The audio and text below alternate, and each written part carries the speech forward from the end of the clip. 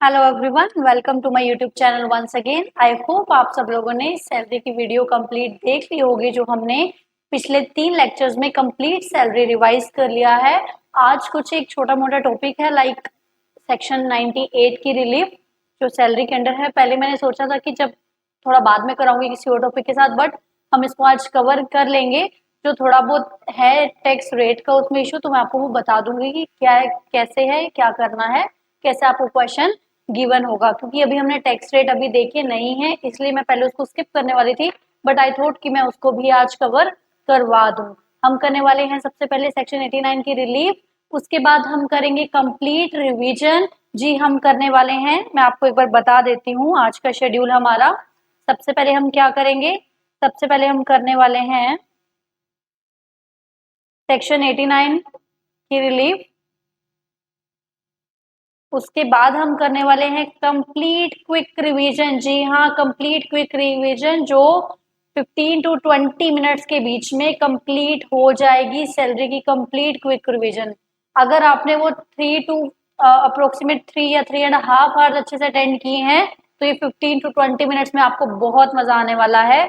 उसके बाद section number third point जो हम करने वाले हैं, हमने करना है प्रीवियस ईयर क्वेश्चंस। उससे पहले मैं आपको एक बात बता दूं, मैंने आपको सैलरी स्टार्ट करने से पहले ही बताया था कि जो प्रीवियस ईयर क्वेश्चंस हैं, salary as an individual question नहीं आता है, एक सेपरेट क्वेश्चन सैलरी का नहीं आता है, बट क्या होता है टोटल इनकम के क्वेश्चन में, टोटल इनकम के क्वेश्चन में क्या होता है, आपको सैलरी का पोर्शन गिवन होता है जिसमें आपको सैलरी कैलकुलेट करनी होती है। तो अभी टोटल इनकम के बाकी पोर्शन तो हम कर नहीं पाएंगे क्योंकि हमने सबसे पहले सैलरी पिक किया है, तो हम सैलरी क्या करेंगे, क्वेश्चन एक बार गो थ्रू करेंगे और जो जो सैलरी के पॉइंट है वो मैं आपको क्लियर करवाती जाऊंगी कि सैलरी हमारा अच्छे से हो गया है। एक्चुअली में जब मैं कल प्रीवियस ईयर के क्वेश्चंस आपके मर्ज कर रही थी तो मुझे एक और आइडिया आया कि अभी जैसे कि हम कंप्लीट क्वेश्चन तो नहीं कर पा रहे हैं, कंप्लीट क्वेश्चन तो हम नहीं कर पा रहे हैं किसके, प्रीवियस ईयर क्वेश्चन अभी कंप्लीट तो नहीं हो पाएगा। क्यों? क्योंकि उसमें टोटल इनकम है, टोटल इनकम में तो सारे हेड्स चाहिए, but we are done up to salary only till now, है ना, अभी तक हमारा सिर्फ सैलरी हुआ है। तो मैंने सोचा जैसे ही हमारा टैक्स कंप्लीट होगा, जैसे ही हमारा टैक्सेशन कंप्लीट होगा, तो मैं एक और सीरीज लेकर आ रही हूँ, एक और सीरीज लेकर आ रही हूँ। वो सीरीज होगी only the practice of previous year questions, क्योंकि तब तक हम कंप्लीट सिलेबस कर चुके होंगे। हम देखेंगे कि कैसे राइटिंग प्रैक्टिस हमने करनी है मेंस को लेकर। तो मैं एक सीरीज लेकर आऊंगी। अपार्ट फ्रॉम टैक्सेशन हम जो स्टार्ट कर रहे हैं वो तो हम करेंगे ही। अगर आप लाइव में इंटरेस्टेड हैं क्वेश्चन प्रैक्टिस में तो प्लीज मेरे को कमेंट करके बताइए कि हम लाइव करें या फिर रिकॉर्डेड सेक्शन ही आपको देखना है, सेशन आपको देखना है। मैं आपको बता दूं सबसे अच्छी चीज जो मेन डिफिकल्टी है बच्चों के लिए क्वेश्चन में, मेंस का क्वेश्चन सॉल्व कैसे करना है, तो डोंट वरी, हम रिटन प्रैक्टिस करने वाले हैं डिटेल्ड क्वेश्चन की। जैसे ही टैक्सेशन कंप्लीट होगा हम क्या करने वाले हैं, टैक्सेशन कंप्लीट होगा तो हम एक सीरीज लाने वाले हैं। सीरीज, जो सीरीज किससे रिलेट करेगी, टैक्स के प्रीवियस ईयर क्वेश्चन से। टैक्स के पूरा कंप्लीट टैक्स का प्रीवियस ईयर पेपर्स हम कहीं पे 10 टू मेरा रहेगा कि हम काफी मैक्सिमम जितने हो सके प्रीवियस ईयर क्वेश्चन सोल्व करेंगे, ताकि आपकी इतनी हैंड रिटन प्रैक्टिस हो जाए कि आपको कोई भी पेपर में इशू ना आए। तो सबसे अच्छी बात आप लोगों के लिए, तो आप अपने फ्रेंड्स के साथ ऑलरेडी शेयर कर दीजिएगा कि ये रिवीजन ज्वाइन कर लीजिए। क्यों? ताकि फिर आपको और इजी हो जाएगा। जिसने मेरे से स्टार्टिंग से पढ़ा है that student will be very happy, क्योंकि वो पैटर्न पता चल जाता है किसी टीचर के पढ़ाने का और किस हिसाब से हम सॉल्व करने वाले हैं उसको, है ना, तो वो आपका अच्छे से हो जाएगा। तो क्या करने वाले हैं, हम एक सीरीज आ रही है, तो ये है आप लोगों के लिए गुड न्यूज। उसके बाद ये नहीं है कि हम सिर्फ सीरीज करेंगे, उसके बाद हम टैक्सेशन के बाद कोई ना कोई सब्जेक्ट, जो सब्जेक्ट आपको स्टार्ट करना है, बीट अकाउंटिंग, कॉस्टिंग और ऑडिटिंग, जो भी आपकी डिमांड है पहले वो करवाया जाए, तो आप प्लीज मुझे कमेंट में बता दीजिए, सो दैट मैं उसकी रिकॉर्डिंग स्टार्ट करूंगी पहले। ठीक है, तो ये हुआ हमारा जो भी कंप्लीट आज का सेशन रहने वाला है, और फर्दर क्या होने वाला है ये मैंने आपको बता दिया है।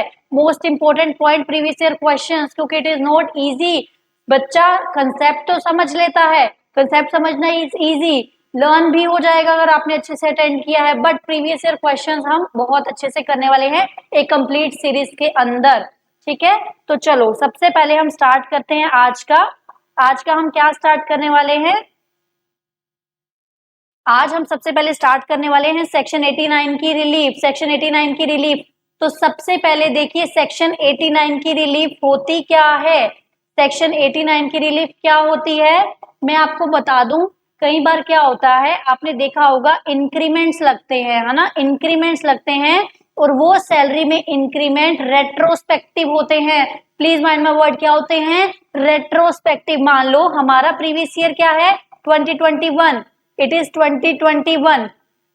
देखिए 1920 में मेरी सैलरी थी 40,000, 1920 में मेरी सैलरी थी 40,000, तो 10,000 इंक्रीमेंट हो गया। तो 2021 में मुझे सैलरी कितनी, चलो इसको 50 कर लो, 1920 में सैलरी कितनी थी 50,000 और 2021 में मेरी सैलरी कितनी हुई, अगर 10,000 का 20,000 का चलो इंक्रीमेंट लग गया तो सैलरी मेरी कितनी हुई, इस साल मुझे कितनी सैलरी मिलेगी 70,000। तो इस साल टोटल सैलरी मेरी कितनी होगी 70,000 इंटू 12, 70,000 इंटू 12 मेरी टोटल सैलरी हो जाएगी 8,40,000।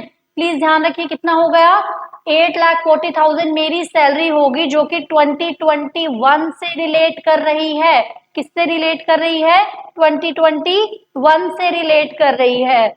वो सैलरी क्या है 8,40,000। अब मैंने क्या बोला 2021 में आगे ये बोला गया कि जो इंक्रीमेंट लगा है, क्या लगा है, जो इंक्रीमेंट लगा है वो रेट्रोस्पेक्टिव में लगा है। अब एक बात बताइए, जो पीछे के 12 मंथ्स जा चुके हैं 1920 के, उसकी मुझे सैलरी इस साल कितने मिलने वाली है, कितने मिलेगी, सिर्फ इंक्रीमेंट, क्योंकि बेसिक सैलरी तो वहां मिल चुकी है, इंक्रीमेंटल सैलरी ही यहाँ पे मिलेगी। तो मुझे इस साल और कितनी सैलरी मिलेगी, इस साल और कितनी सैलरी मिलने वाली है 20,000 इंटू 12, 20,000 इंटू 12 कितनी मुझे सैलरी मिलने वाली है 2,40,000। तो टोटल सैलरी मुझे इस ईयर में कितनी मिली 840 प्लस 240, 10,80,000 सैलरी मुझे इस साल मिलने वाली है। 10,80,000 सैलरी मुझे इस साल मिलने वाली है। आई होप आपको यहाँ तक समझ में आया होगा मैंने क्या बताया। सेक्शन 89 की रिलीफ कहाँ पे आती है, जहां हमें सैलरी का इंक्रीमेंट जो है वो रेट्रोस्पेक्टिव लगता है। तो यहाँ पे क्या हुआ, मैंने क्या कहा 1920 में हमारी सैलरी थी 50,000, 20,000 इंक्रीमेंट लग गया, तो 2021 में हमें कितनी मिली 70, तो इस साल की, और इंक्रीमेंट वाली 20,000 वाली भी सैलरी हमें मिल जाएगी, इतनी हमें सैलरी मिल गई। तो अब देखिए क्या होगा, हमने रिलीफ को कैसे कैलकुलेट करना है, रिलीफ को हमने कैसे कैलकुलेट करना है, चलो हम वो देखते हैं। सबसे पहले हम क्या निकालने वाले हैं, सबसे पहले हम निकालने वाले हैं करंट ईयर का टैक्स। करंट ईयर का टैक्स निकालने वाले हैं, ओन इनकम। करंट ईयर का टैक्स किस पे निकालने वाले हैं, own income inclusive of arrears, inclusive of last year arrears. तो टोटल मुझे कितना मिलेगा लास्ट ईयर एरियर का बना के 10,80,000, 10,80,000 मुझे मिलने वाला है। तो इस पे क्या टैक्स बनेगा हम वो काउंट करेंगे, टैक्स क्या बनेगा वो हम सीखेंगे स्लैब में जाके, ठीक है। उसके बाद उसमें से माइनस कर देंगे tax on income, tax on income other than last year arrear, other than last year arrear कितना हो गया 8,40,000।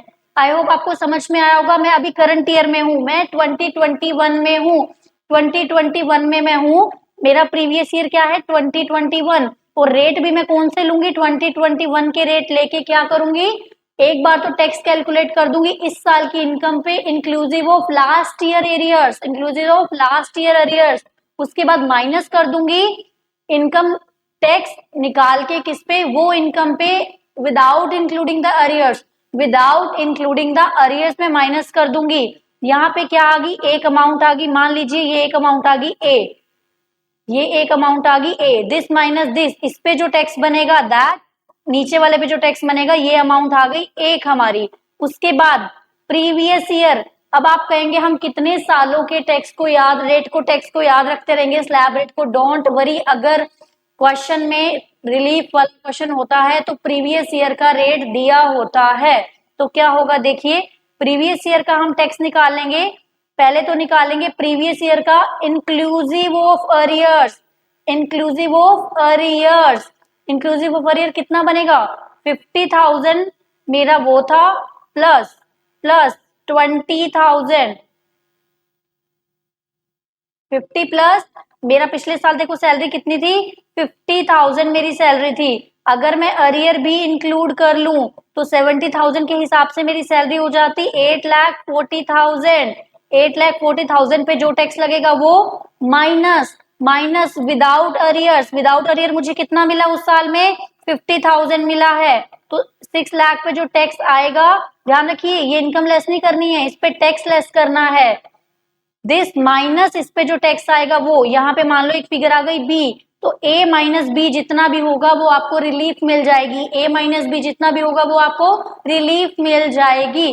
तो उस रिलीफ को हम क्या करेंगे, जितना हमारा टोटल टैक्स बना उस साल में उसमें से रिलीफ का अमाउंट लेस करके बैलेंस हम टैक्स गवर्नमेंट को पे कर देंगे। आई होप आपको समझ में आ गया होगा। नॉर्मल है, इस साल पे आओ, inclusive of arrear minus non inclusive of arrear, दोनों का टैक्स निकाल के माइनस कर दो एक फिगर। फिर प्रीवियस ईयर के हिसाब से पिछली बार अगर टैक्स ऑलरेडी इंक्लूड हो चुका होता, सॉरी अगर अरियर ऑलरेडी इंक्लूड हो चुके होते तो कितना टैक्स आता, माइनस विदाउट अरियर कितना टैक्स आया बी, ए माइनस बी कर दो तो आपको क्या मिल जाएगा, रिलीफ का अमाउंट मिल जाएगा। तो वो हमारा क्या होगा, टोटल टैक्स में से वो रिलीफ का अमाउंट लेस हो जाएगा। आई होप आपको रिलीफ वाला पार्ट समझ में आ गया होगा। एक और पॉइंट जो कल हमने किया था, एक पॉइंट जो कल हमने किया था मैं आपको बताती हूँ। कल हमने एक पॉइंट किया था दैट वाज मोटर कार, जी दैट वाज मोटर कार। उसमें एक चीज मैं शायद कल आपको बताना भूल गई थी कि क्या था, अगर शॉफर मतलब गाड़ी के साथ साथ ड्राइवर भी होता है, तो ड्राइवर भी है तो उसका कितना मानेंगे 900 पर मंथ, उनका कितना मान लेंगे पर विजिट की वैल्यू 900 पर मंथ मान लेंगे पर विजिट की वैल्यू। ये हमारा अभी कंप्लीट हो चुका है, सैलरी का पोर्शन फिनिश हो चुका है कंप्लीट, अभी इसमें कुछ भी नहीं बचा है। तो हम क्या करेंगे, अभी कंप्लीट रिवीजन करने वाले हैं। Then we are moving to the past year questions. मैं आपको फिर से बता दूं पास्ट ईयर क्वेश्चंस में कंप्लीट है, बट मैं उसमें से अभी सिर्फ सैलरी के पॉइंट्स पिक करके आपको क्लियर करवाने वाली हूँ। उसके बाद तो हम करने ही वाले हैं, टैक्सेशन के बाद प्रीवियस ईयर क्वेश्चंस की एक सीरीज निकालने वाले हैं, जिस सीरीज में ऑल प्रीवियस ईयर क्वेश्चंस होंगे। तो बेटर है आप मेरे साथ साथ अभी से चलिए ताकि एक लिंकेज बनेगी, क्योंकि जो स्टूडेंट स्टार्टिंग से एंड तक जुड़ जाते हैं ना तो एक अलग ही मजा आता है क्वेश्चन सॉल्व करने में और रिविजन करने में, क्योंकि टेक्स्ट को आप हैबिचुअल हो जाओगे मेरे साथ करने में तो नेक्स्ट भी आपका अच्छे से हो जाएगा। चलो अभी हम फटाफट कंप्लीट कंसंट्रेट हियर, कोई भी बच्चा हो कंसंट्रेशन के साथ देखेगा। हम फटाफट से क्या करने वाले हैं, सैलरी को रिवाइज करने वाले हैं।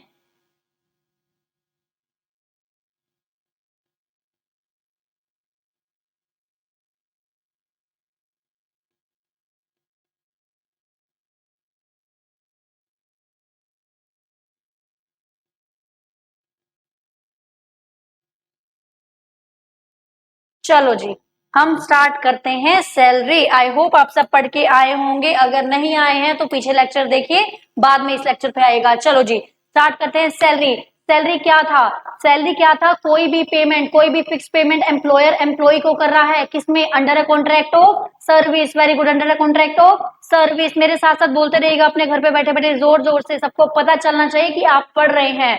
तो क्या होगा, under a contract of service. Employer ने एम्प्लॉय को पेमेंट किया under a contract of service. Service employment हो सकता है कॉन्ट्रैक्ट ऑफ सर्विस का। It can be directly, directly cash दिया, it can be indirectly, it can be monetary और non monetary. Non monetary क्या थे, जो पर्क विजिट में आ जाते हैं, ठीक है। डायरेक्टली सैलरी के नाम पे दिया तो भी, इनडायरेक्टली अलाउंसेस के नाम पे दिया तो भी आएगा।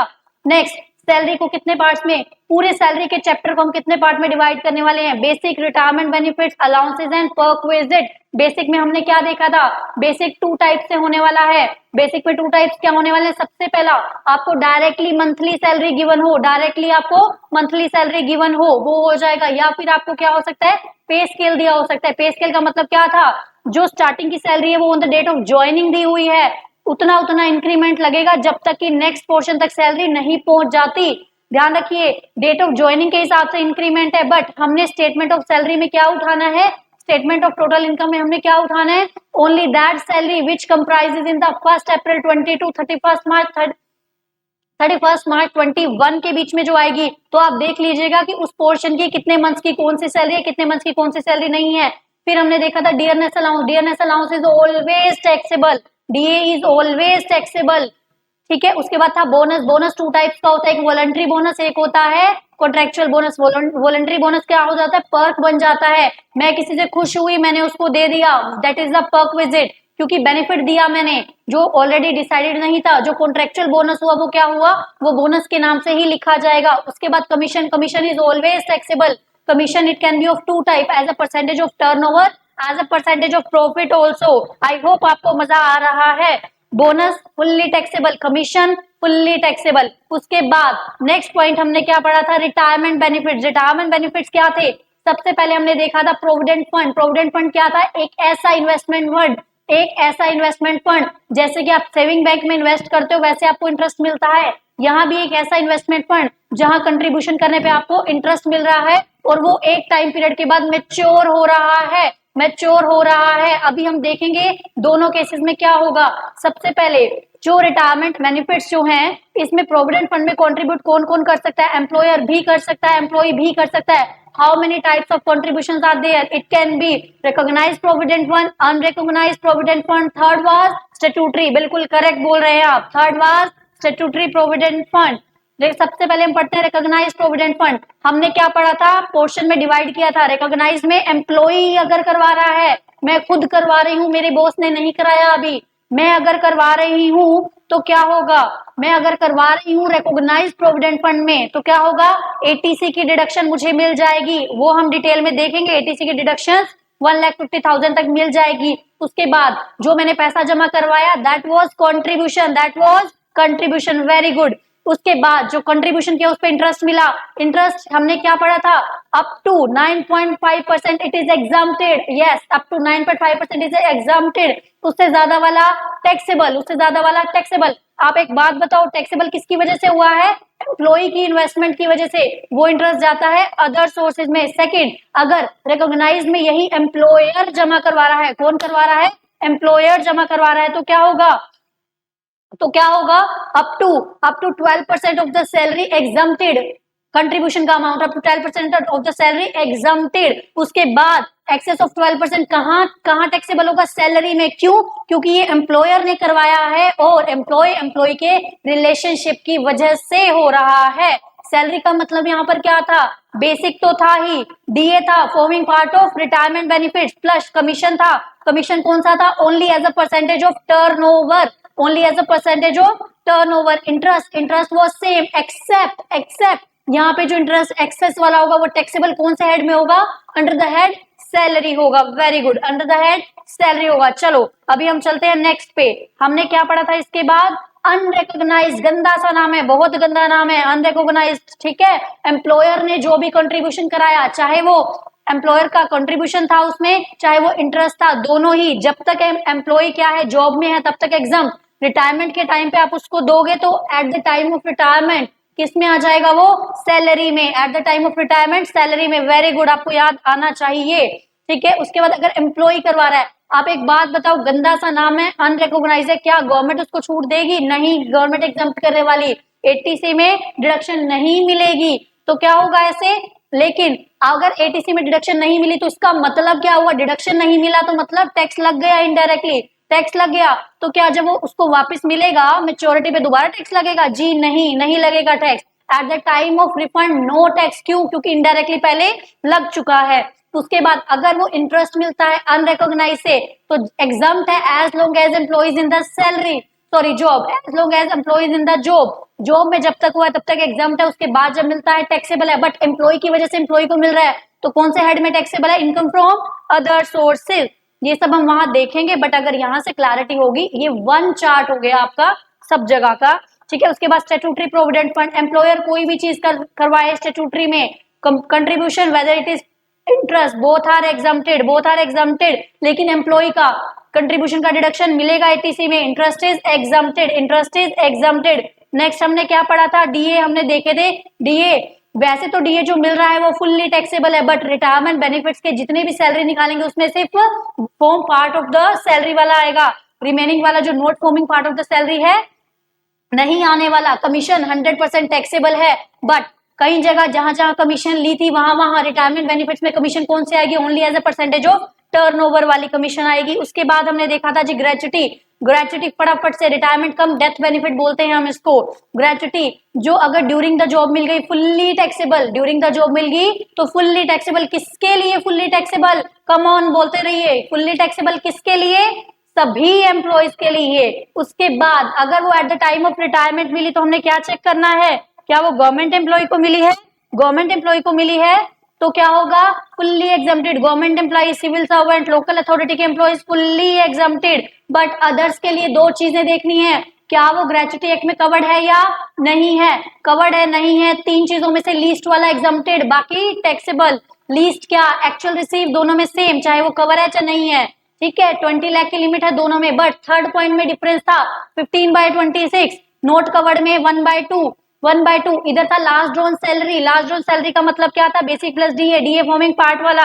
उसके बाद कंप्लीटेड ईयर्स तो आएंगे ही आएंगे, और क्या आएगा, कम ऑन याद कीजिए, और क्या आएगा, अगर एक्सेस ऑफ 6 मंथ्स वाला है तो उसको भी कंप्लीट कर देंगे 1 ईयर के लिए, ठीक है, 1 ईयर मान लिया जाएगा। लेकिन उधर क्या था, लास्ट ड्रॉन सैलरी की जगह क्या था वहां था average salary of past 10 months, average salary of past 10 month, पिछले 10 महीने, कौन से 10 महीने, रिटायरमेंट से पीछे वाले के 10 महीने, उनकी सैलरी हो जाएगी एवरेज पास्ट 10 मंथ। एवरेज में क्या आएगा, basic DA commission, DA retirement वाला, कमीशन टर्नओवर वाला, ठीक है। लेकिन वहां पे कंप्लीटेड ईयर्स ऑफ सर्विस ही आएगा, वहां पे एक्सेस वाले को राउंड ऑफ हमने नहीं करना है। आई होप आपको समझ में आ गया होगा ये पॉइंट अच्छे से। ग्रेचुटी हमारा हो गया है यहाँ पे फिनिश।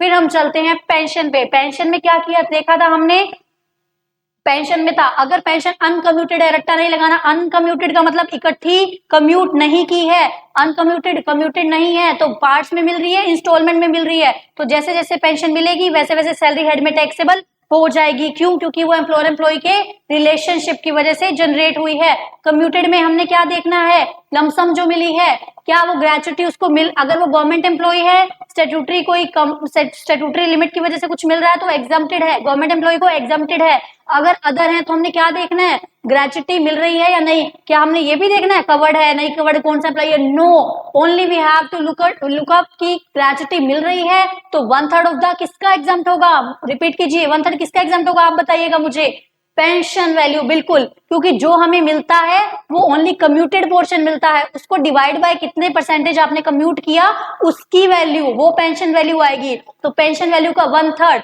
अगर नहीं कवर होगा तो half of the pension value exempt होने वाला है। मैं फिर से रिपीट कर रही हूँ, कम्यूटेड पोर्शन का नहीं ले लेना है 1/3, पेंशन वैल्यू का लेना है, क्योंकि जो हमें कम्यूटेशन से मिल रहा है वो एक परसेंटेज होगा, जितना मैंने कम्यूट किया डिवाइड बाय वो परसेंटेज करोगे तो टोटल पेंशन वैल्यू आपको मिल जाएगी। उसके बाद आ जाइए फटाफट से, हमने पढ़ा था लीव सैलरी, मजा आ रहा है ना, बिल्कुल मुझे बहुत मजा आ रहा है पढ़ाने में। लीव सैलरी, लीव सैलरी क्या था, अगर लीव सैलरी का मतलब क्या था, मुझे लीव मिली है या तो मैं उस लीव को अवेल करूं या फिर मुझे उसके बदले सैलरी मिलेगी। तो लीव सैलरी में क्या हुआ था, एन कैश अगर आपने ड्यूरिंग द जॉब करवाया है, encash during the job करवाया है तो क्या हुआ, क्या होगा, सबके लिए ही टैक्सेबल हो जाएगा। But encash at the time of retirement कराया तो गवर्नमेंट के लिए एग्जाम, जी गवर्नमेंट वाले तो बेनिफिट में है, एग्जाम्प्टेड ही हैं। जो बच गए उनके लिए यहाँ पे क्या था, 4 चीजें, ग्रेचुटी में 3 चीजें, लीव सैलरी में 4 चीजें, 4 चीजें क्या थी, फर्स्ट था अमाउंट रिसीव, फर्स्ट था अमाउंट रिसीव, सेकंड था 3 लाख, सेकंड था 3 लाख, फिर 10 मंथ्स की सैलरी, 10 मंथ मल्टीप्लाई सैलरी कौन सी, पीछे 10 मंथ्स का एवरेज, पीछे 10 मंथ्स का एवरेज। चौथा क्या था, जितनी क्रेडिट लीव बची हुई है उसका अमाउंट निकालो पर जितना भी उसका कैश अमाउंट बनेगा पर डे की सैलरी के हिसाब से या पर मंथ जो भी आपको इफेक्टिव लगता है वो हम वैसे कैलकुलेट कर लेंगे। आई होप आपने मेरा एग्जांपल अटेंड किया होगा, नहीं किया तो जाके कीजिए, क्योंकि लीव सैलरी में जनरली बच्चों को डाउट आता है जो हमने क्वेश्चन के थ्रू कल क्लियर कर लिया था। आई होप आपको लीव सैलरी भी रिकॉल हो गया होगा। लीव क्रेडिट का मतलब क्या था, जितनी मुझे लीव मिली है, बच्चों बताओ मैक्सिमम लीव कितनी थी, 30 डेज पर ईयर। लेस कर दो जितनी आपने ड्यूरिंग ही में अनकैश करवा ली, हटा दो उसको, क्यों, क्योंकि वो अवेल हो चुकी है, और जो एक्चुअल में आपने छुट्टी लेके अवेल कर ली उसको भी हटा दो, जो बच गया वो बच गई लीव है क्रेडिट। एक यहाँ हम पॉइंट देखते हैं, वॉलंटरी रिटायरमेंट स्कीम, इसको बोलते हैं profit in lieu of salary. Profit in lieu of salary का मतलब क्या है, प्रॉफिट की जगह मैं उस सैलरी की जगह प्रॉफिट दे रही हूँ कि आप चले जाओ मेरे उससे। Amount received 5 lakh, amount received 5 lakh, each completed year, जितने ईयर उसके कंप्लीट हुए हैं उसमें 3 मंथ्स की सैलरी हम उसको दे देंगे। जितने ईयर उसके कंप्लीट हो चुके हैं 3 मंथ्स की सैलरी हम उसको ऑफर करेंगे। सेकंड, जितना पीरियड रिमेनिंग रह गया, जितना पीरियड रिमेनिंग रह गया उसकी सैलरी, चारों में से जो लोअर होगा वो एग्जम्प्टेड हो जाएगा, बाकी जितना मिल रहा है माइनस करके वो टैक्सेबल हो जाएगा। आप पढ़ लीजिएगा एक बार वॉलंटरी रिटायरमेंट स्कीम। अभी हमारा हो गया है रिटायरमेंट बेनिफिट्स कंप्लीटेड, फिनिश हो गया है।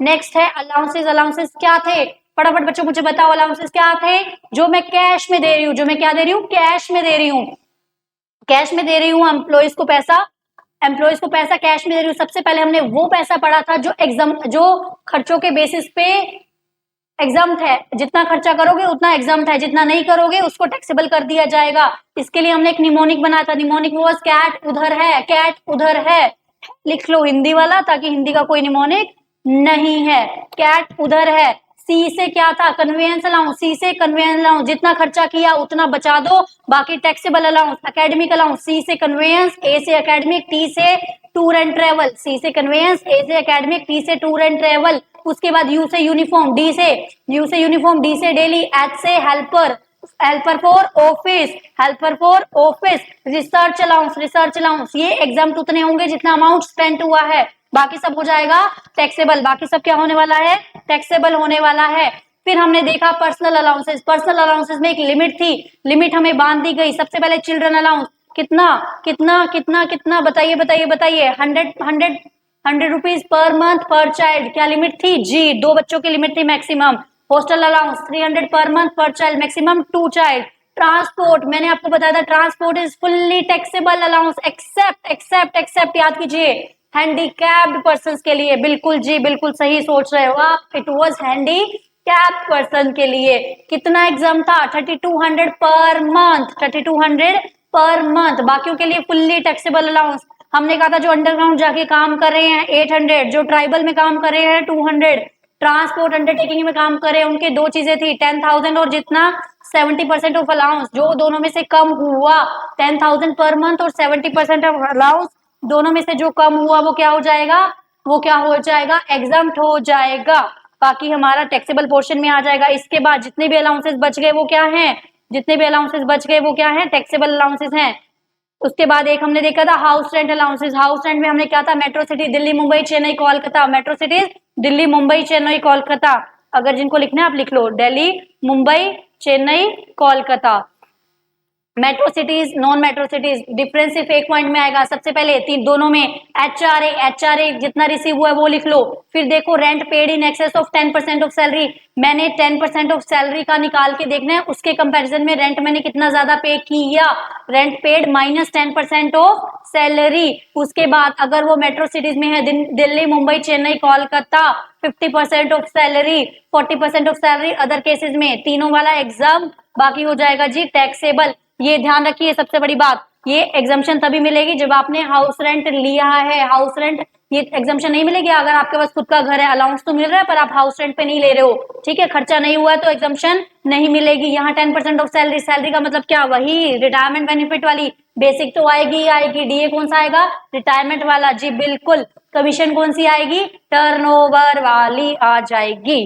चलो उसके बाद चलिए नेक्स्ट पॉइंट पे हम देखने वाले हैं, इट वॉज अलाउंसेस, हमने क्या पढ़ा था नेक्स्ट डे, कल के दिन हमने क्या पढ़ा था, एंटरटेनमेंट अलाउंस फुली टैक्सेबल, डीएनएलएस allowance fully taxable, overtime fully taxable, medical allowance fully taxable, उसको छोड़ के जो बच गए वो fully taxable, servant tiffin warden transport, ध्यान रखिए ट्रांसपोर्ट की एक्सेप्शन हम पढ़ चुके हैं 3200 वाली, एक बार आप ये रीड कर लीजिएगा, ये वाले मैं ये कंप्लीट चार्ट अभी टेलीग्राम में इस क्लास के बाद अपलोड कर दूंगी। आई होप आप डाउनलोड कर लीजिएगा, तो आपको यहाँ पे कंप्लीट मिल जाएगा। ठीक है, कंप्लीट पोर्शन में डाउन कर दूंगी वहां पर अपलोड। उसके बाद अलाउंसेस के बाद हमने क्या स्टार्ट किया था, जल्दी बोलो, जल्दी जल्दी बोलो। अलाउंसेस के बाद हमने स्टार्ट किया था सेक्शन 17 सब सेक्शन 2 में पर्क विजिट। पर्क विजिट क्या था, कुछ स्पेसिफिक बेनिफिट दिए जा रहे हैं स्पेसिफिक एम्प्लॉयड को, एक्स्ट्रा बेनिफिट, कुछ एक्स्ट्रा बेनिफिट। एक्स्ट्रा बेनिफिट किसको, कुछ एम्प्लॉयज को दिए जा रहे हैं। हमने कहा था ये बेनिफिट्स भी 3 टाइप से, जो पूरे एग्जाम्प्टेड हैं। अगर एम्प्लॉय को फूड दिया ड्यूरिंग द ऑफिस, बिल्कुल सही कह रहे हो, during the office. Mobile telephone exempted, always exempted, चाहे क्वेश्चन में क्यों ना दिया हो कि ये क्या है, चाहे पर्सनल यूज के लिए किया हो, जो मर्जी आपको कंफ्यूज करे, बट आपने कंफ्यूज होना नहीं है क्योंकि आपने मेरे से पढ़ लिया है। ठीक है, तो उसके बाद टी और snacks fully exempt, training fully exempt, computer laptop fully exempt, loan loan loan loan के केस में हमने क्या पढ़ा था, अप टू 12%, अप टू 20,000 तक का लोन क्या है, उस 20,000 का लोन अगर एम्प्लॉयर ने एम्प्लॉय को दिया है उस पे मिलने वाला बेनिफिट। आप एक बात बताओ, क्या बेनिफिट हमें मिलेगा बेसिक लोन की अमाउंट का? नहीं जी नहीं, लोन की अमाउंट तो पे करनी है।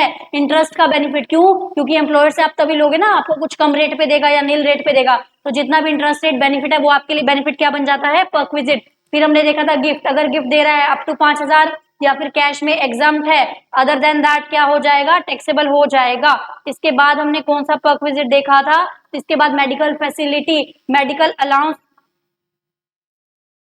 देखिए मेडिकल फैसिलिटी, आप एक बात बताइए, अगर अलाउंस मिल रहा है तो क्या होगा, फुल्ली टैक्सेबल। मेडिकल ट्रीटमेंट दिया जा रहा है, अगर अप्रूव्ड सेंट्रल गवर्नमेंट वगैरह के हैं, या खुद का मेरा प्राइवेट एम्प्लॉयर का खुद का प्राइवेट खुद का हॉस्पिटल है, प्राइवेट कुछ ऐसा है जिसको सीबीडीटी ने, central board of direct taxes ने क्या किया है, अप्रूव कर दिया है, उसका अगर इन सब केसेस में ट्रीटमेंट करवाया है तो एग्जाम्प्ट है। उसके बाद other than that fully taxable, other than that fully taxable, मैंने आपको बताया था आउटसाइड भी हो सकता है ट्रीटमेंट, तो एग्जाम्प्ट हो जाएगा जितना आरबीआई अलाउ करेगा, जितना आरबीआई अलाउ करेगा। वन अटेंडेंट, एक अटेंडेंट भी जा सकता है, एक अटेंडेंट भी जा सकता है, उसके साथ कितना एग्जाम्प्ट होगा, उसका खर्चा जितना आरबीआई अलाउ करेगा, जितना आरबीआई अलाउ करेगा। एक चीज और, ट्रैवल का जो खर्चा है, ट्रैवल का जो खर्चा है वो हम देखेंगे, अगर ट्रैवल वाले का जीटीआई 2 लाख से ऊपर नहीं है तो उसका भी एग्जाम्प्ट हो जाएगा, उसका भी एग्जाम्प्ट हो जाएगा। This is not so important, आप इतना ही कीजिए।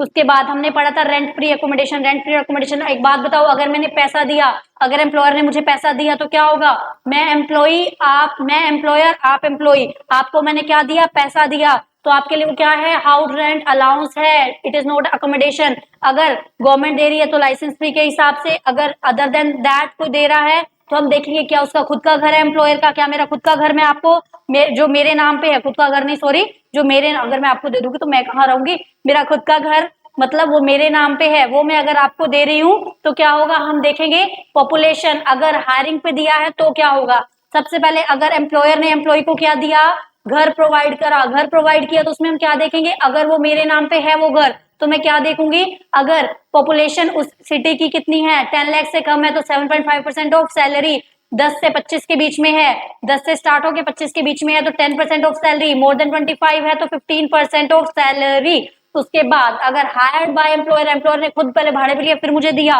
रेंट पेड और 15% ऑफ सैलरी। सबसे बड़ी बात, सबसे खतरनाक सैलरी कहाँ थी, रेंट फ्री अकोमोडेशन में। बट इजी वे जो हमने पढ़ा, सब कुछ पहले कैलकुलेट कर दो, वर्क विजिट छोड़ दो, वर्क विजिट छोड़ के, ठीक है, वर्क विजिट छोड़ के और क्या छोड़ना था, वो रिटायरमेंट बेनिफिट छोड़ दो जो लमसम मिल रहे हैं eight the time of retirement, जो लमसम मिल रहे हैं eight the time of retirement. लेकिन अगर हमने ये सब बेनिफिट प्रोवाइड करने के बाद कुछ अमाउंट हमने चार्ज किया है एम्प्लॉय से तो वो माइनस कर दो, क्यों, क्योंकि परक्विजिट का मतलब होता है जो बेनिफिट एम्प्लॉयर ने एम्प्लॉय को दिया, अगर मैंने पैसा चार्ज कर ही लिया तो वो काहे का बेनिफिट हुआ हमारे लिए, है ना।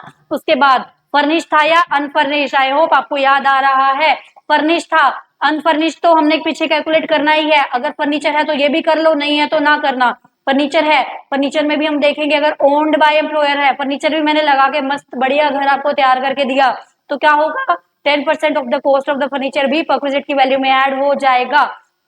उसके बाद अगर हायर है, हायरिंग पे मैंने फर्नीचर पहले लिया फिर आपको दिया घर के साथ, तो जितना हायर चार्जेस है वो भी वैल्यू परक्विजिट हो जाएगा। हम क्यों पढ़ रहे हैं परक्विजिट, क्योंकि परक्विजिट एक इनडायरेक्टली नॉन मॉनेटरी बेनिफिट मैंने आपको दिया, एम्प्लॉयर एम्प्लॉयमेंट की रिलेशनशिप की वजह से बना, इसलिए वो सैलरी के पार्ट में इंक्लूड हो जाना चाहिए, इसलिए हम कैलकुलेट कर रहे हैं। उसके बाद हमने देखा था leave travel concession, only India के लिए, अब्रॉड के लिए नहीं है। अगर आप इंडिया में किससे कर रहे हो, एयर के थ्रू कर रहे हो, तो एयर फेयर इकोनॉमिक वाला, air fare economic class, business class अभी नहीं मिलेगा। अदर मोड, अगर रेल मोड है तो जितना आपका rail mode first class AC maximum इतना एग्जाम्प्ट हो सकता है आपका। सेकंड, अगर रेल मोड नहीं है तो देखो क्या रिकॉग्नाइज सिस्टम है, अगर रिकॉग्नाइज सिस्टम है तो उसका फर्स्ट क्लास डिलक्स वाला आ जाएगा। अगर रिकॉग्नाइज सिस्टम नहीं है तो डिस्टेंस माप लो जी, कितना डिस्टेंस है, डिस्टेंस माप के आप देखो, अगर इतना ही डिस्टेंस हम रेल से कवर करते फर्स्ट क्लास एसी तो कितना होता, मैक्सिमम उतना एग्जाम्प्ट हो जाएगा, बाकी सब टैक्सेबल हो जाएगा।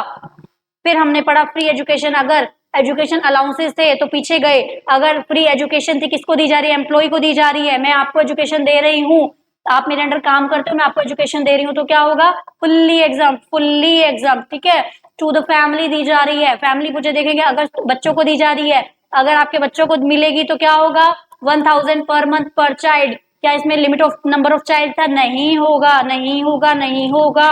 अदर फैमिली मेंबर्स में क्या हो जाएगा, कोर्स जितना भी मेरी पढ़ाने की कोर्स लगी सारा का सारा आपको परक्विजिट मान के सैलरी में ऐड हो जाएगा।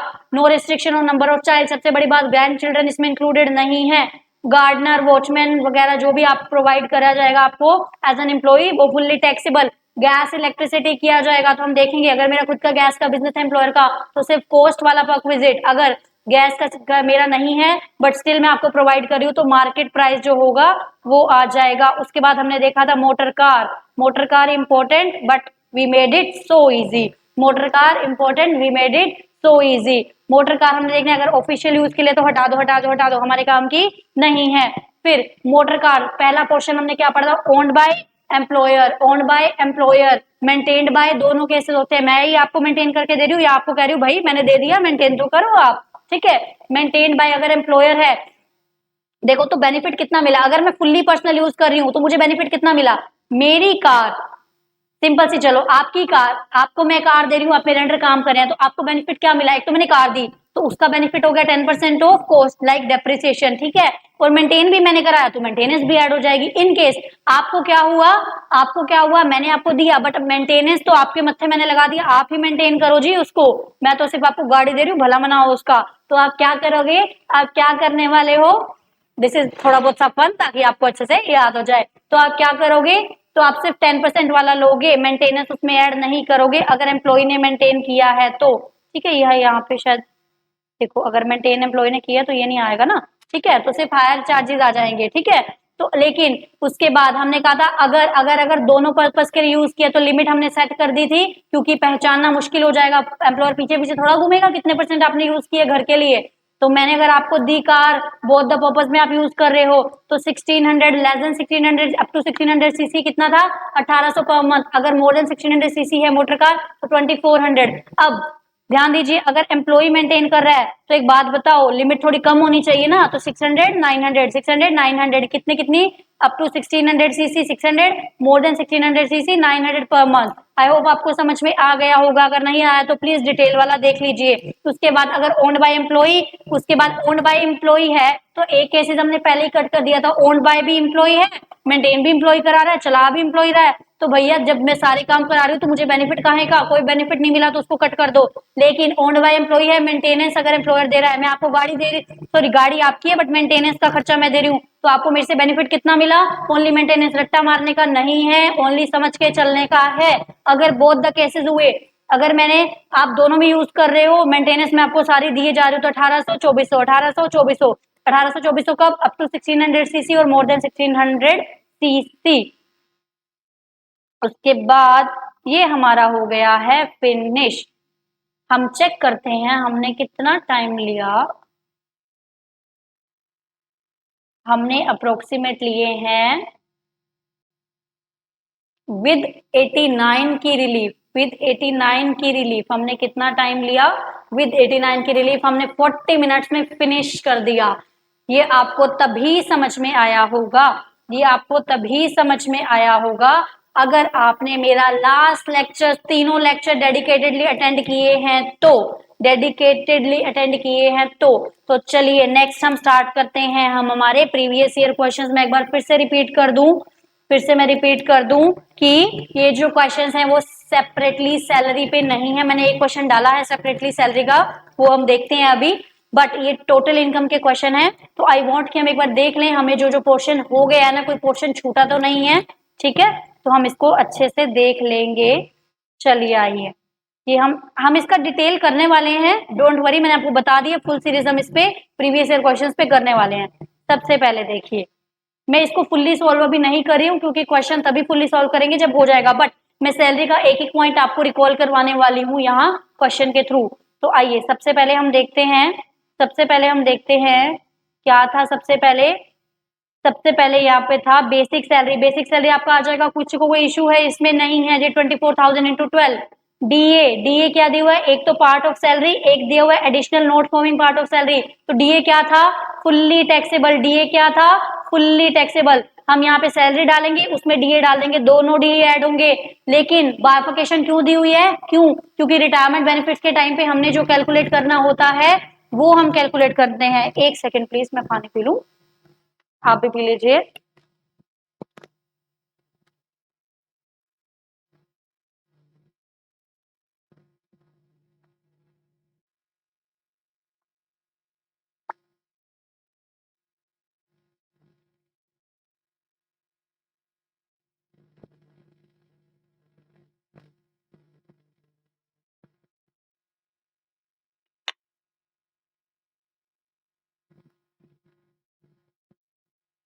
आपको लोगों को पसंद आ रहा है या नहीं बताइए, आप एंजॉय कर रहे हैं कि नहीं कर रहे हैं मेरे साथ स्टडीज को?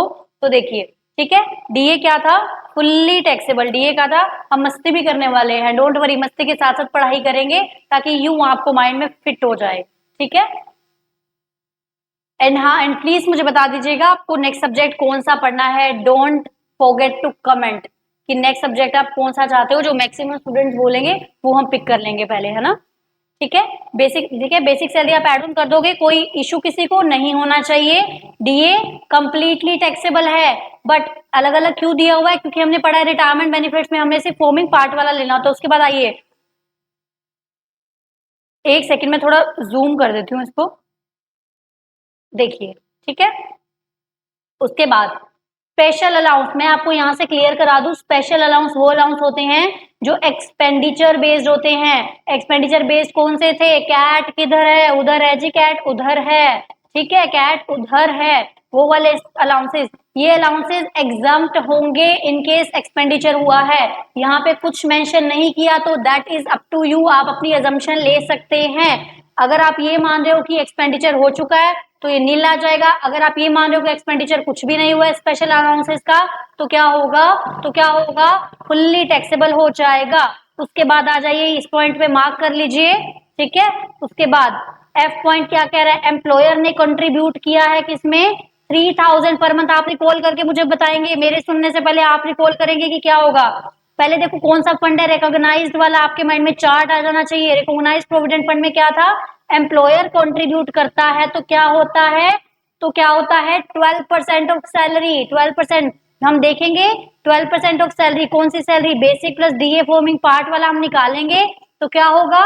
12% देख लेंगे, उतना एग्जाम्प्ट है, उससे ज्यादा वाला सैलरी में ऐड हो जाएगा। उसके बाद एम्प्लॉय ने कितना किया है? 6,000 पर मंथ। एम्प्लॉय का क्या सैलरी में ऐड होगा? खुद का नहीं, क्योंकि एम्प्लॉय खुद का कर रहा है तो उसको सैलरी थोड़ा मानेंगे, उसको तो एटीसी में डिडक्शन देंगे। आई होप आपको याद में आ रहा होगा।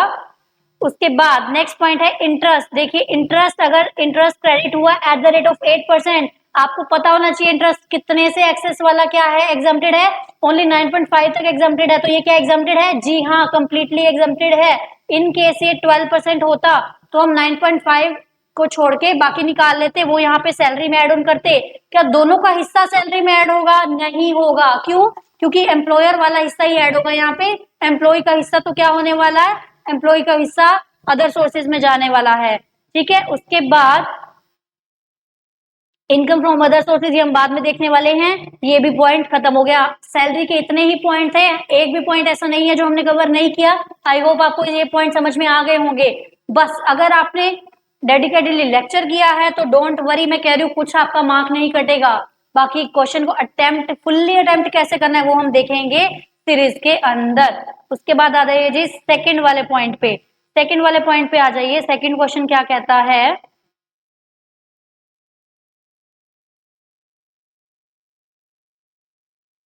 देखिए सेकंड क्वेश्चन में सबसे पहले सैलरी 20,000 पर मंथ, क्या किसी को डाउट है? नहीं होना चाहिए। 20,000 इंटू क्या होगा, जो भी सैलरी है वो यहाँ पे आ जाएगी, 12 दूनी 24, 2,40,000। डीए 40% ऑफ सैलरी, ध्यान रखिए डीए की वैल्यू 40% ऑफ सैलरी है। फॉर्मिंग नोट फॉर्मिंग कुछ भी नहीं बोला है, डीए कुछ भी नहीं बोला है। सीसीए सिटी कंपनसेटरी अलाउंसेस, अगर आप चार्ट पढ़ा होगा, चार्ट आप पढ़ेंगे तो क्या होगा, फुल टैक्सेबल में है सिटी कंपनसेटरी, तो कंप्लीट टैक्सेबल, ये भी। उसके बाद एचआरए कितना है, 4,000 पर मंथ। ये मैं आपको सॉल्व करवाने वाली हूँ एचआरए का पॉइंट। देखिए एचआरए कितना मिला, 4,000 पर मंथ, और रेंट कितना पे किया, 5,000।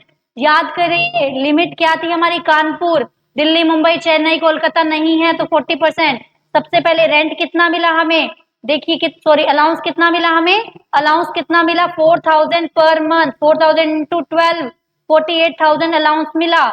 ठीक है, उसके बाद rent paid in excess of 10% of salary, 10% of salary यहाँ पे निकाल लेंगे।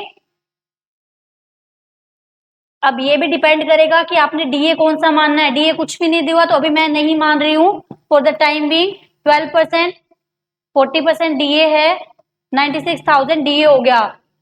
ठीक है, सैलरी का 10%, सैलरी कितनी हो जाएगी, देखिए सैलरी थी 2,40,000 बेसिक जो थी हमारी, उसके बाद डीए कितना था, 96,000 डीए आ गया, तो सैलरी कितनी होगी। अभी हमें फॉर्मिंग पार्ट वाला नहीं दिया है, मैं फिर से बता रही हूँ, तो हम क्या कर रहे हैं, इसको मान रहे हैं कि ये नॉट फॉर्मिंग पार्ट वाला है, तो सिर्फ इसका ही मैं 10% ले रही हूँ। ठीक है, इसका ही मैं क्या कर रही हूँ, 10% ले रही हूँ। तो कितना मैंने मान लिया, 10% ऑफ सैलरी कितना हो गया, 24,000। Rent paid in excess of 10% of salary, rent मैंने कितना पे किया, 4,000, 4,000 इंटू 12, 48,000 मैंने रेंट पे किया है। तो एक्सेस कितना आ गया, रेंट पे किया 10% ऑफ सैलरी से कितना एक्सेस है, 24,000। ठीक है, और 40% ऑफ सैलरी, 40% ऑफ सैलरी कितना आ जाएगा, 2,40,000 का 40%, 2,40,000 का 40%, 96,000। तीनों में से कम क्या है, दिस वन, तो इतना एग्जाम्प्ट हो जाएगा। मुझे कितना मिला, मुझे सॉरी रेंट कितना पे किया था, 5,000 था यहाँ पे, 5,000 इंटू 12, 60,000 रेंट पे किया,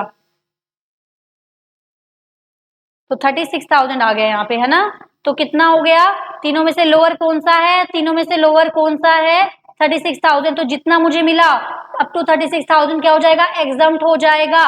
आई होप आपको समझ में आ गया होगा। अगर यहाँ पे देखो डीए वाला होता तो अभी हम और कोई क्वेश्चन करेंगे और क्लियरली आपको क्लियर हो जाएगा। तो मैंने क्या माना कि डिफॉर्मिंग पार्ट ऑफ डीए नहीं दिया है, तो डीए डीए रिटायरमेंट बेनिफिट्स में नहीं है। ठीक है, अजम्पशन है, ये अजम्पशन के पॉइंट्स है, तो आप अजम्पशन लिख दोगे तो वो वैलिड वो हो जाती है अगर कुछ क्लियरली स्पेसिफाई नहीं होता है तो। उसके बाद कंपनसेशन 80,000 मिला प्रीवियस एम्प्लॉयर से फॉर टर्मिनेशन ऑफ एम्प्लॉयमेंट, तो वो सैलरी में ऐड हो जाएगा। टर्मिनेशन ऑफ एम्प्लॉयमेंट पे मिला, profit in lieu of salary मिल गया ना उसको टर्मिनेट करते हुए।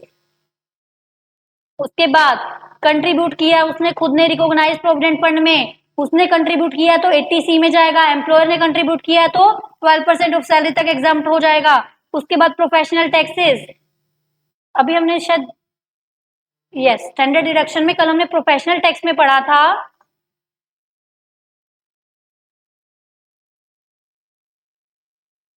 प्रोफेशनल टैक्स में हमने क्या पढ़ा था कि प्रोफेशनल टैक्स क्या है, अगर एम्प्लॉयर दे रहा है तो पहले एड ऑन करो फिर डिडक्ट करो, पहले एड ऑन करो फिर सेक्शन 16 में डिडक्ट करो।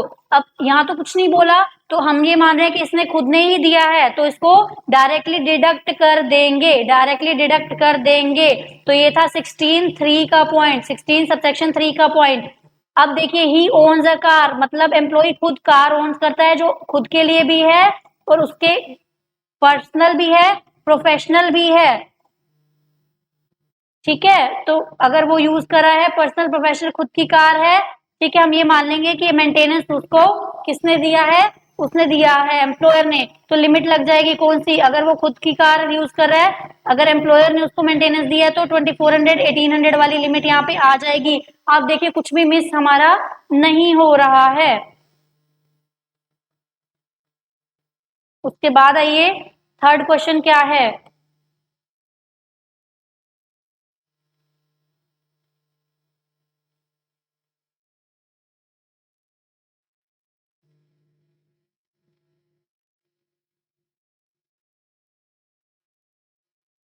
सॉरी, एक सेकेंड, ये बंद हो गया है।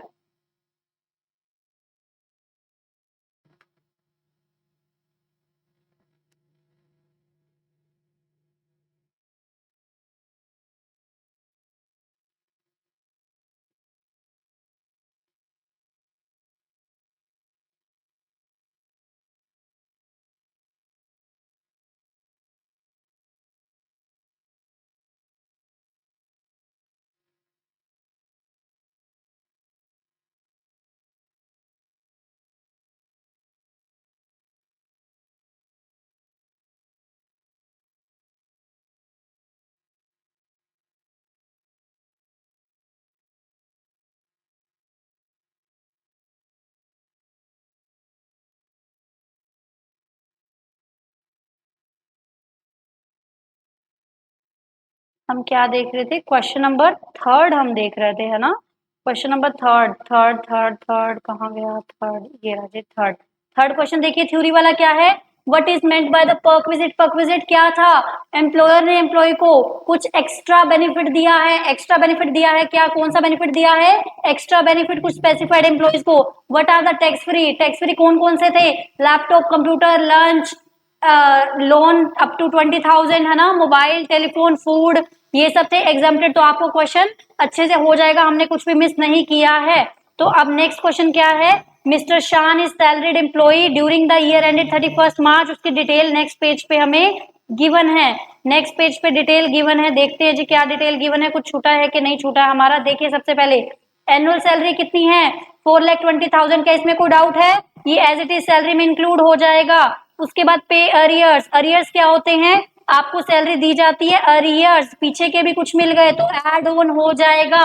ऐड ऑन हो जाएगा, सिंपल। सैलरी पे, और जब आपको सैलरी मिल रही है तो आप इसका ऐड ऑन कर लेंगे।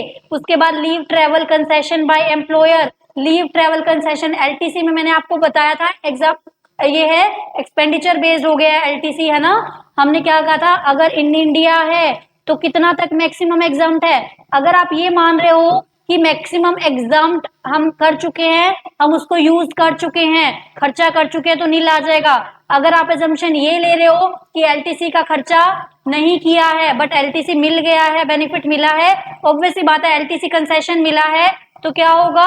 आपको कितना, जितना खर्चा हुआ, जितना खर्चा हुआ, और लिमिट्स आपको कुछ भी नहीं दी हुई है, तो जितना खर्चा हुआ उसको एग्जम्प्ट कर दो तो नील आ जाएगा। उसके बाद ये पोर्शन हमारा सैलरी वाला नहीं है। एचआरए देखिए, एचआरए 10,000 पर मंथ रिसीव हुआ है, बट हमें कुछ भी रेंट पे वगैरह की कुछ भी इंफॉर्मेशन गिवन नहीं है, तो जितना मिला सारा का सारा टैक्सेबल। क्यों? क्योंकि हमने कहा था जो हाउस रेंट अलाउंस मिला है तभी एग्जाम्प्ट होगा, तभी एग्जाम्प्ट होगा इन केस उसने उस पे खर्चा किया हो। ठीक है, उसके बाद नेक्स्ट पॉइंट भी हमारा सैलरी से इंक्लूडेड नहीं है। फिर आ जाओ जी मेडिकल अलाउंस। मेडिकल अलाउंस क्या था? फुल्ली टैक्सेबल, हमने चार्ट में देखा था मेडिकल ट्रीटमेंट के। उसके बाद ये भी छोड़ दो, ये भी छोड़ दो। पीपीएफ एम्प्लॉय ने करवाया है तो क्या होगा? एटीसी में डिडक्शन मिल जाएगी। Admission fees of child, admission fees of child, ध्यान रखिए उसने चाइल्ड की फीस भरी है, अलाउंस नहीं है, तो 1,000 पर मंथ पर चाइल्ड, 1,000 पर मंथ पर चाइल्ड। ठीक है, ये भी हमारा रिलेट करता था। बाकी हम देखेंगे कब?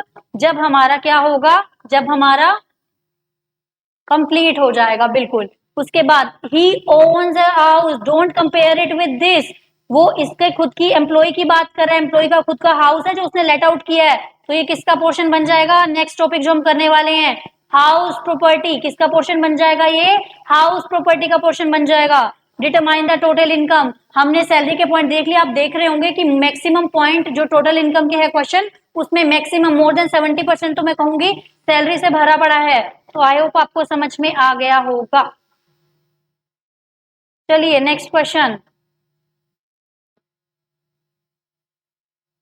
ये तो बड़ा प्रॉब्लम क्रिएट करता है।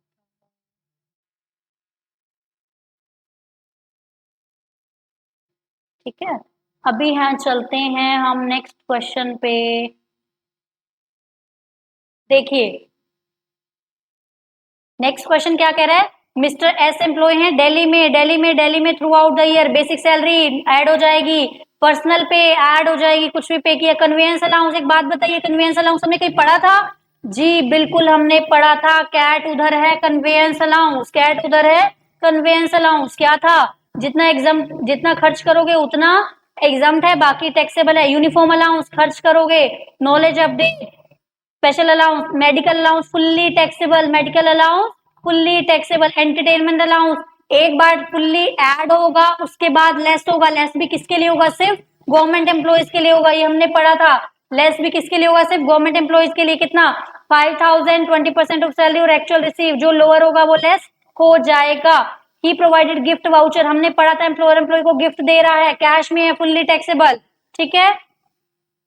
और अगर इन काइंड है तो आपका कितना, अप टू 5% एग्जाम था। एम्प्लॉयर कंट्रीब्यूट कर रहा है रिकॉग्नाइज में 15%, 15%, 15%। हमें कितना एग्जाम्प्टेड है? ओनली 12%। कितना एग्जाम्प्टेड है? 12। किसका 12? सैलरी का। सैलरी निकालेंगे, basic plus DA plus commission, DA और कमीशन फॉर्मिंग रिटायरमेंट बेनिफिट्स वाला, उससे ज्यादा जो होगा वो सैलरी में ऐड हो जाएगा। उसके बाद हाउस रेंट अलाउंस मिला है, हाउस रेंट अलाउंस ध्यान रखिए। तब अब क्या उसने खर्चा किया है? बिल्कुल खर्चा किया है, ये मैंने ऊपर सिखाया तो आप ये कैलकुलेट कर सकते हैं इजिली। बाकी जब हम सीरीज में कंप्लीट एक बार कंप्लीट आंसर्स मैच किया करेंगे, ठीक है। उसके बाद his employer paid electricity bill, मैंने आपको बोला था पर्क विजिट में अगर इलेक्ट्रिसिटी बिल पे कर रहा है तो जितना खर्चा आया वो क्या हो जाएगा? टैक्सेबल हो जाएगा। उसके बाद during the year he made the following payments, ये तो हमारा इससे रिलेट नहीं कर रहा है। उसके बाद आ जाइए जी नेक्स्ट क्वेश्चन।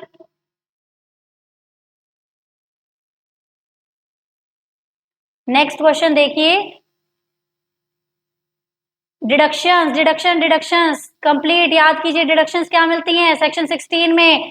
सबसे पहले स्टैंडर्ड डिडक्शन, सबसे पहले स्टैंडर्ड डिडक्शन कितनी थी? 50,000 की। उसके बाद सेक्शन 16, ये 16(1)(a) था। उसके बाद सेक्शन 16(2) क्या कह रहा था? एंटरटेनमेंट अलाउंस, एक बार पार्ट बनेगा अलाउंसेस में, सैलरी में ऐड होगा, फिर कितना डिडक्ट होगा? ओनली गवर्नमेंट एम्प्लॉयज के लिए, बिल्कुल सही। उसके बाद थर्ड आपने क्या लिखना है? प्रोफेशनल, आपने कंप्लीट बताना है, थ्योरी क्वेश्चन है, आपको फुल बताना है। पहले क्या होगा? ऐड होगा, फिर लेस होगा, लेस भी दो केसेस, गवर्नमेंट नॉन गवर्नमेंट। उसके बाद प्रोफेशनल टैक्सेस, अगर एम्प्लॉय ने किया तो डायरेक्ट डिडक्ट, अगर एम्प्लॉयर ने किया तो पहले पर्क विजिट का वो पार्ट बन जाएगा। उसके बाद आ जाइए नेक्स्ट क्वेश्चन पे।